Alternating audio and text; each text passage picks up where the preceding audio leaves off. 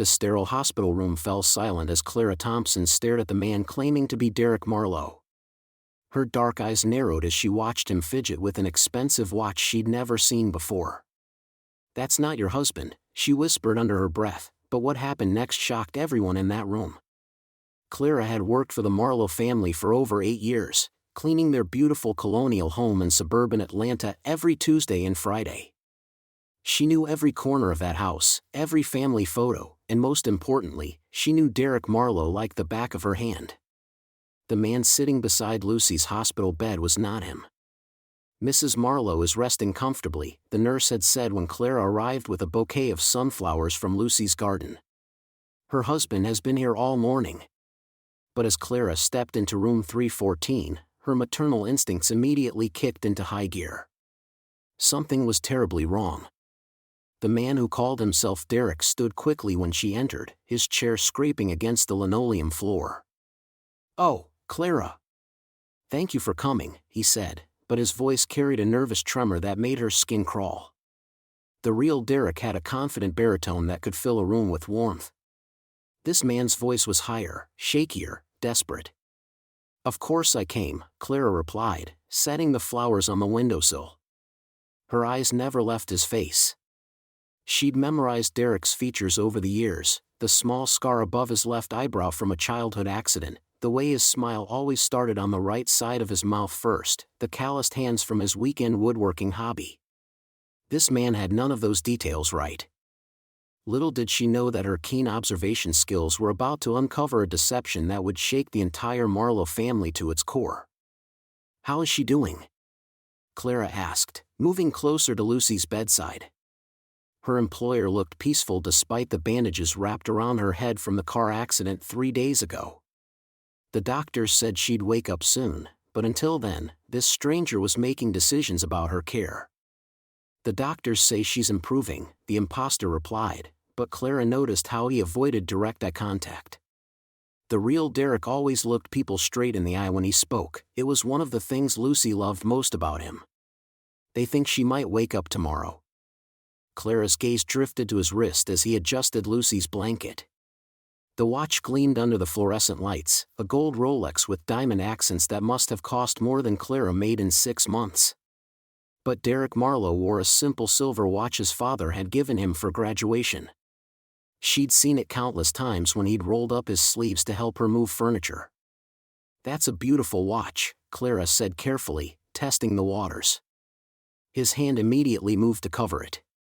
"Oh, this old thing? I've had it for years." But Clara caught the panic that flashed across his face. This decision would change everything, because Clara Thompson was not the type of woman to let sleeping dogs lie when someone she cared about was in danger.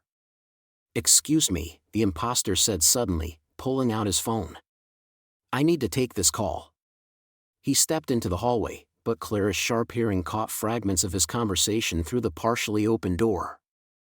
"Yes, the plan is working," she heard him whisper urgently.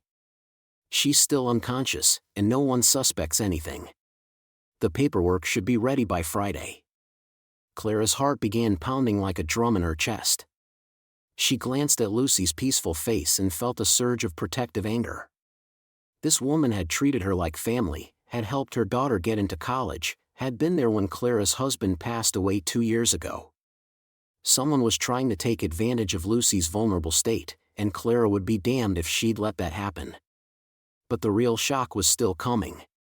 As the impostor returned to the room, Clara noticed something that made her blood run cold. On the collar of his shirt was a small pin, a golden eagle with ruby eyes. She'd seen that pin before, in photographs scattered throughout the Marlowe house. It belonged to Lucy's brother Marcus, who had died in a motorcycle accident 5 years ago. The pieces began falling into place like dominoes in Clara's mind. Someone was not only impersonating Derek, but they had access to family heirlooms. This wasn't just identity theft, this was something much more sinister. "I should let you rest," Clara said, forcing a smile as she gathered her purse. "I'll be back tomorrow to check on Lucy." The impostor nodded too eagerly. "That would be wonderful. Lucy always speaks so highly of you." As Clara walked toward the elevator, her mind was already racing with plans. She needed to find out where the real Derek was, and she needed to do it fast. Because if this man was willing to impersonate a loving husband while his wife lay unconscious, there was no telling what else he was capable of doing. The elevator doors closed, and Clara's reflection stared back at her with determination blazing in her eyes. Lucy Marlowe had saved her family once, now it was time to return the favor. Clara's mind raced as she walked through the hospital corridors, that mysterious phone call echoing in her thoughts.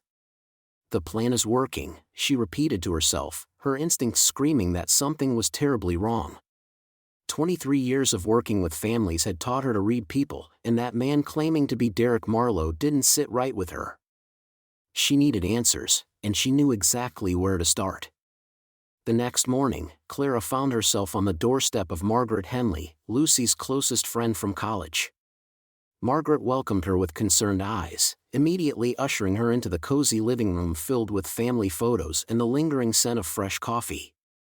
"Clara, honey, how's Lucy doing?" "I've been so worried since the accident," Margaret said, settling into her favorite armchair. "That's actually why I'm here, Margaret. I need to ask you something important." Clara leaned forward, her voice dropping to barely above a whisper. When was Derek supposed to return from his business trip? Margaret's brow furrowed in confusion. Business trip? Clara, Derek hasn't been on any business trip. He was supposed to be in town all week for their anniversary dinner. That's why the accident was so shocking, they were both heading to Chez Laurent when it happened. Clara's heart nearly stopped. "Are you absolutely certain about that?" "Of course I'm certain. Lucy called me just 2 days before the accident, complaining that Derek had been acting so strange lately. She said he'd been secretive about work, taking calls at odd hours, and even..." Margaret paused, her eyes widening as she seemed to remember something crucial. "Even what, Margaret?" "She said he'd been asking weird questions about her finances, her investments. Lucy thought maybe he was planning some surprise for their anniversary, but now that I think about it..." Margaret's voice trailed off, the implications hitting her like a freight train. Clara felt her blood run cold. This was worse than she'd imagined. That evening, Clara sat at her small kitchen table with her laptop open, scrolling through Derek Marlowe's social media accounts. What she found made her stomach churn with dread. The most recent photos showed Derek at what appeared to be a business conference, but the timestamp showed they were posted just yesterday, while the man claiming to be Derek had been sitting beside Lucy's hospital bed. But here's what made Clara's hands shake as she gripped her coffee mug. In one of the older photos from last month, she spotted something that made her world tilt on its axis. Derek was wearing the exact same expensive watch she'd noticed on the impostor's wrist. "Wait a minute," she whispered to her empty apartment, zooming in on the photo. The watch was distinctive, a limited edition Rolex with a unique band that Derek had shown off at last year's Christmas party. But if the real Derek was abroad at a conference, how was his watch sitting on another man's wrist in that hospital room? Clara's phone buzzed with a text from Lucy's nurse. "Mrs. Marlowe is asking for you. She seems agitated about something." As Clara grabbed her coat and keys, her mind was spinning with possibilities, none of them good. She thought about Lucy lying there helpless, trusting a man who was clearly deceiving her. The loyal maid who'd watched Lucy grow from a young bride into a confident woman couldn't stand the thought of her being taken advantage of. "Lucy, I'm coming," Clara said aloud, her voice filled with determination. "And I'm going to get to the bottom of this mess." But as she reached for her car keys, something else caught her eye, a photo on Derek's social media that made her freeze completely. It was a group shot from the conference, and there in the background, clear as day, was Derek Marlowe himself. The timestamp showed it was taken just 6 hours ago. Clara stared at the screen, her heart pounding so hard she could hear it in her ears. If Derek was at that conference this very moment, then who was the man sitting beside Lucy's bed right now? The confrontation Clara had been planning was about to unfold, and she knew she couldn't face this alone. Standing outside the hospital entrance, she clutched her phone and dialed Sam Richards, Lucy's closest friend from college who had been like a sister to her for over 15 years. "Sam, I need you to meet me at the hospital right now," Clara said, her voice trembling with urgency. Something's not right with Derek, and I think Lucy might be in real danger. Within 20 minutes, Sam arrived, her face etched with concern. Clara had always been the most intuitive person Sam knew, and if Clara sensed something was wrong, it usually was. What exactly did you notice? Sam asked as they walked through the sterile hospital corridors. Everything about him feels off, Clara explained. The way he holds himself, that expensive watch he's wearing, and I heard him on a phone call talking about some plan working. This morning I did some digging, and Sam, the pictures on his social media don't match the man sitting in that room. Sam's eyes widened. Are you saying someone is pretending to be Derek? That's exactly what I'm saying. But we need proof, and we need to be careful. If this man is dangerous enough to assume someone's identity, there's no telling what he might do if he feels cornered. They approached Lucy's room, where the impostor was sitting beside her bed, reading a magazine. Clara knocked gently on the door frame. Excuse me, Derek? Sam wanted to come visit Lucy today. The man looked up, and Clara watched his face carefully. There was a flash of something, recognition maybe, or fear, before he composed himself. Of course, Sam. Lucy would love to see you. But Sam was studying him intently, and Clara could see the same confusion she'd been feeling reflected in her friend's eyes. This wasn't the Derek they both knew. Derek, Sam said slowly, do you remember that camping trip we all took to Lake Tahoe 3 summers ago? You were so afraid of the bears that you made us store all our food in the car. The man smiled confidently. How could I forget? That was quite the adventure. But Clara noticed a slight hesitation, the way his eyes darted away for just a moment. Clara decided to press further. I'm sorry to bring this up, but some of Lucy's friends have been asking questions about your recent travels. They're concerned because they thought you were supposed to be abroad for business when the accident happened. Now the man's demeanor shifted entirely. He reached into his jacket pocket and pulled out a passport, holding it up defensively. Look, I understand everyone's concerned, but here's proof of when I returned to the country. I came back early when I heard about Lucy's condition. Sam reached for the passport, examining it carefully, but something in Clara's gut told her this was all too convenient, too prepared. The thing is, Clara said, her voice steady despite her racing heart, I've worked for this family for 8 years. I know Derek's habits, his mannerisms, the way he drinks his coffee, even how he signs his name. The man stood up abruptly, his friendly facade cracking. I think you both need to be very careful about making accusations you can't prove. You're dealing with grief and confusion, which is understandable, but you're also playing with fire. The threat hung heavy in the air, and Clara felt Sam tense beside her. But instead of backing down, Clara stepped closer to Lucy's bedside, placing a protective hand on her employer's arm.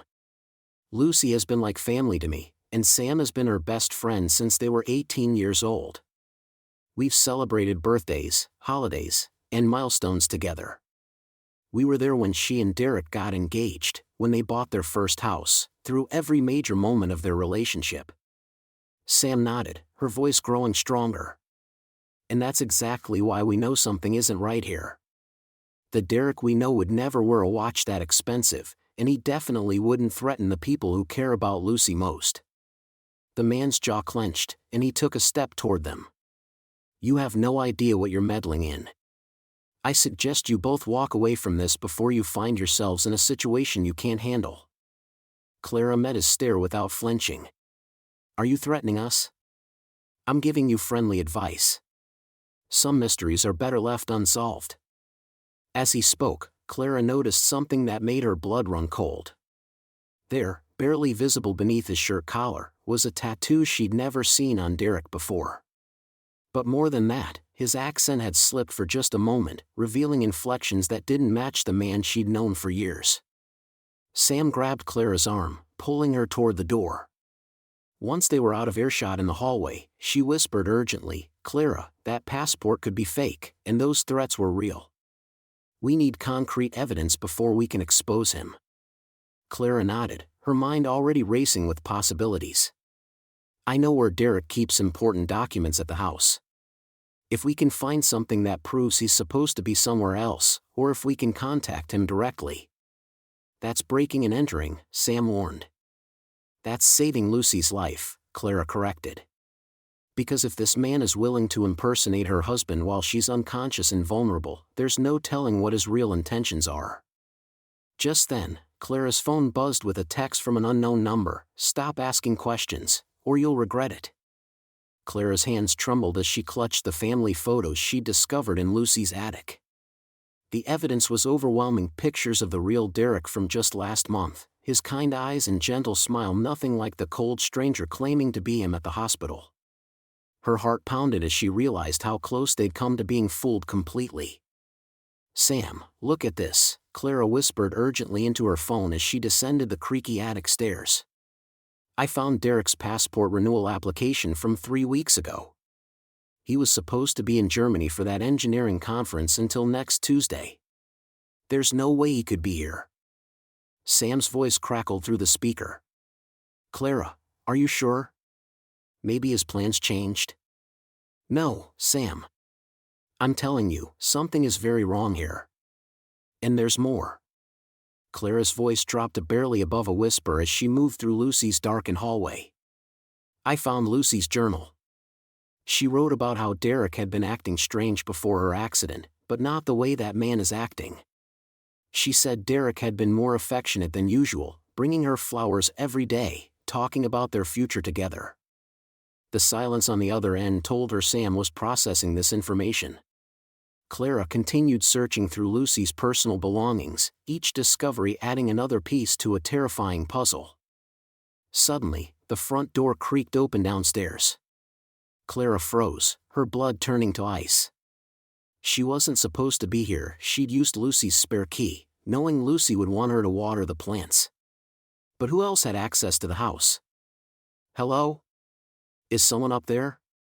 The voice that called out made Clara's skin crawl. It was him, the impostor. Clara quickly gathered the photos and documents, stuffing them into her purse as quietly as possible. She needed to get out, but the only way down was past whoever had just entered. Her mind raced as she heard footsteps moving through the house below. Her phone buzzed with a text from an unknown number. "Stop digging or Lucy's accident won't be the only tragedy in this family." Clara's hands shook as she read the message. This wasn't just identity theft, this was something far more sinister. Someone was willing to threaten her to keep their secret buried.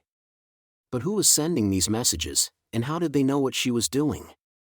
She crept to the top of the stairs, straining to hear what was happening below. The footsteps had stopped, and an eerie silence filled the house. Clara's intuition, the same instinct that had first warned her something was wrong, now screamed at her to run. Then she heard it, the unmistakable sound of someone rifling through papers in Lucy's home office. Whoever was down there was looking for something specific, and Clara had a sinking feeling it was the same evidence she'd just discovered. Her phone buzzed again, this time with a call from a number she didn't recognize. Against her better judgment, she answered. "Clara Thompson?" The voice was disguised, electronically altered to sound mechanical and threatening. "Who is this?" Clara whispered. "Someone who's been watching you. You need to stop interfering in things that don't concern you. Lucy's husband is exactly who he says he is, and if you continue spreading lies, there will be consequences." Clara's courage flared despite her fear. "I know that man isn't Derek Marlowe. I have proof." "No, you don't. And even if you did, who would believe a maid over a grieving husband? Walk away, Clara. This is your only warning." The line went dead, leaving Clara alone in the darkness with her racing heart and a terrible realization. This conspiracy was bigger than just one impostor. Someone else was pulling the strings, someone who knew her name, her job, and exactly how to threaten her. But as Clara clutched the photos of the real Derek, she felt her resolve strengthen. Lucy had been like family to her for over 8 years. She'd taught Clara's daughter how to read, helped pay for her son's medical bills when he had pneumonia, and never once made Clara feel like anything less than a cherished friend. The footsteps downstairs started moving toward the staircase. Clara knew she had seconds to decide, hide and hope they didn't find her, or find another way out. She spotted the window leading to the roof over Lucy's kitchen, the same route she'd helped Lucy's mischievous teenage nephew sneak out years ago. As she carefully opened the window, one thought crystallized in her mind: tomorrow, she would gather Sam and anyone else who truly cared about Lucy. The threatening calls and messages only proved they were onto something huge. But first, she had to survive the night. Because as she slipped onto the roof and heard the imposter's voice calling her name from inside the house, Clara realized with chilling certainty that he knew exactly who she was, and he'd been expecting her. Clara's heart pounds as she, Sam, and Rachel stride down the hospital corridor, armed with the evidence they've gathered. The family photos, the documents from Rachel, and most importantly, the confirmation that the real Derek is thousands of miles away in London. This is it, the moment of truth. Are you sure about this? Sam whispers, clutching the folder of evidence. Once we do this, there's no going back. Clara's jaw sets with determination. Lucy deserves to know the truth. She's been living a lie, and it's time to end it. They enter Lucy's hospital room to find the imposter sitting beside her bed, holding her hand and speaking in hushed tones. He looks up, and Clara catches that flicker of panic in his eyes, the same look she's been noticing all along. Clara, Sam. Lucy's face brightens. And Rachel, what a surprise. Derek was just telling me about his plans for when I get discharged. Actually, Lucy, Clara steps forward, her voice steady but kind. We need to talk to you about something very important. About Derek. The man calling himself Derek shifts uncomfortably. I think my wife needs her rest. Perhaps you could come back later? No, Clara says firmly. This can't wait. She looks directly at Lucy. Honey, I need you to listen to me very carefully. The man sitting beside you, that's not your husband. Lucy blinks in confusion. What? Clara, what are you talking about? Of course it's Derek. He's been here every day since the accident. Rachel steps forward with the documents. Lucy, we have proof. The real Derek is in London on a business trip. He's been there for 2 weeks. The imposter stands abruptly. This is ridiculous. You're all clearly confused. Lucy, tell them who I am. Lucy looks between them, her voice shaking. Derek, show them your passport. Show them the pictures on your phone. Actually, Sam interrupts, pulling out his laptop, we have something better. Lucy, we managed to reach the real Derek in London. The imposter's face goes white as Sam opens the laptop and initiates a video call. Within moments, Derek's face appears on the screen, the real Derek, unmistakably Lucy's husband, sitting in what appears to be a London hotel room. Lucy! Oh my God, you're awake. Derek's voice fills the room through the speakers. I've been trying to get a flight back since I heard about the accident, but there's been this terrible storm system grounding flights. Are you okay? Who's been taking care of you? Lucy stares at the screen, then at the man beside her bed, then back at the screen. The color drains from her face. Derek? But you're right here. You've been here the whole time. Lucy, I'm in London.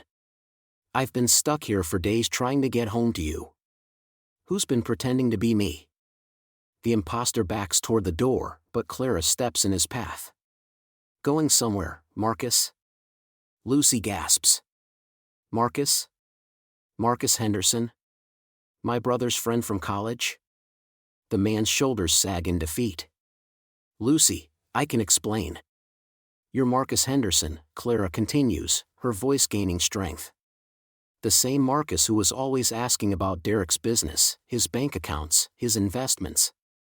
The one who disappeared right after your brother's funeral last year. You attended my brother's funeral, Lucy whispers, pieces clicking together. You knew Derek would be traveling. You knew about the accident from the news. You saw an opportunity. Marcus slumps into a chair, all pretense gone. Your brother owed me money, Lucy. A lot of money. When he died, I thought. I thought if I could just be Derek for a while, access his accounts, I could take what was owed to me. By stealing my identity and deceiving my wife while she was injured and vulnerable.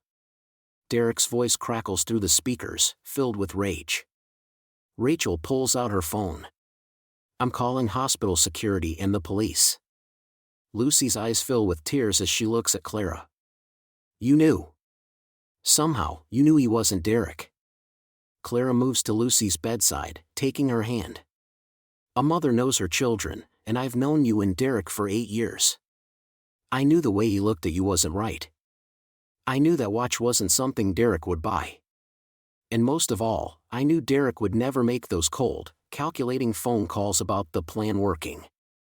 I heard him, Lucy whispers. But I was so confused after the accident, I thought maybe I was remembering wrong. Your instincts were right, honey. They were always right. Hospital security arrives, followed quickly by police officers. As they escort Marcus away, he turns back to Lucy. I never would have hurt you. I just needed the money. You did hurt me, Lucy replies quietly. You made me doubt my own mind when I was at my most vulnerable. After the commotion settles, Lucy speaks privately to Derek through the video call while Clara, Sam, and Rachel step outside. Through the window, they can see Lucy crying, not from pain, but from relief and gratitude. When Lucy calls them back in, her eyes are bright with tears of joy. Derek's getting on the first available flight. He'll be here tomorrow morning. She reaches for Clara's hand. Clara, I don't know how to thank you. You literally saved my life, not just from Marcus, but from living a lie that could have destroyed everything Derek and I built together. Clara squeezes her hand. That's what family does for each other, honey.